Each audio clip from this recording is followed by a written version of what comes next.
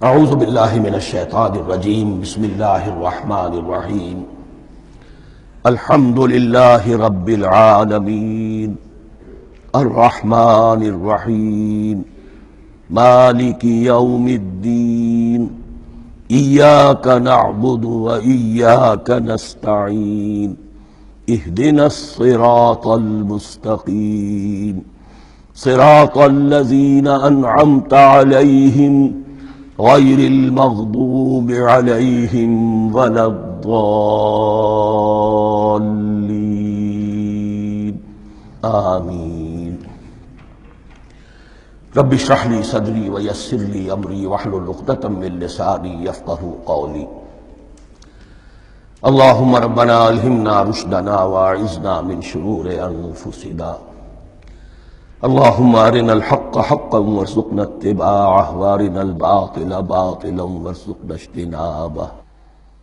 اللہم ربنا یسر لنا امورنا کلہا واتمم لنا بالخیر وتقبل منا فإنک خیر المتقبلین، آمین یا رب العالمین۔ ابھی میں نے سورہ فاتحہ کی تلاوت کی اور آپ نے سماعت فرمائی۔ یہ سورہ مبارکہ مصحف کے اعتبار سے تو پہلی صورت ہے ہی، سب کو معلوم ہے، لیکن یہ بھی نوٹ کر لیجئے کہ یہ نزول کے اعتبار سے بھی سب سے پہلی مکمل صورت جو حضور پر نازل ہوئی وہ یہی ہے۔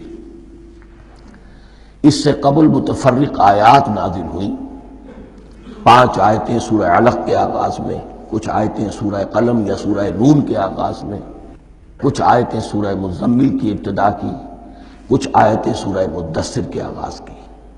5ویں وحی تقریباً اس پر اجماع ہے کہ یہ سورۃ الفاتحہ کی ہے اور یہ مکمل سورت ہے جو حضور پر نازل ہوئی۔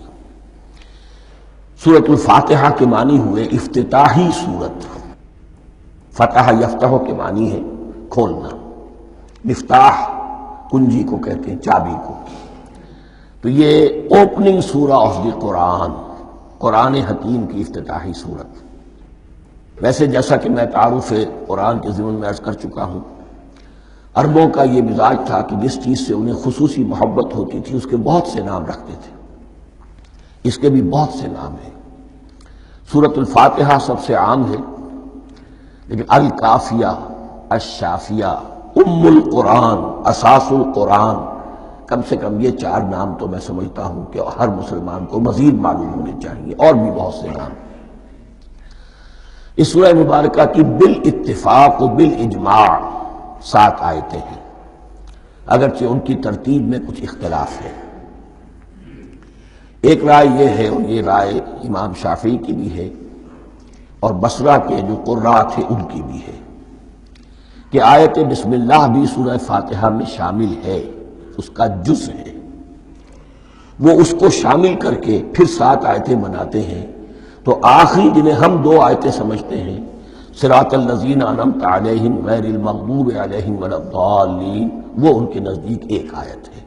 تو گویا کہ نتیجہ یہ نکلا کہ آیتوں کی تعداد 7 ہی رہتی ہے۔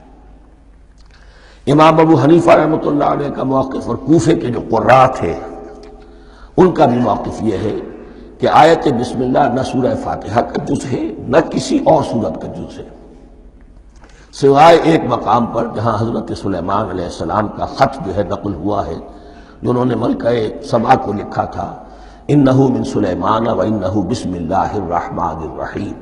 تو قرآن کے متن میں صرف اسی جگہ پر یہ آیت شامل سمجھتے ہیں، باقی یہ صرف علامت کے طور پر کہ یہاں سے ایک نئی سورت شروع ہو رہی ہے درج کی گئی ہے۔ صدق اللہ العظیم۔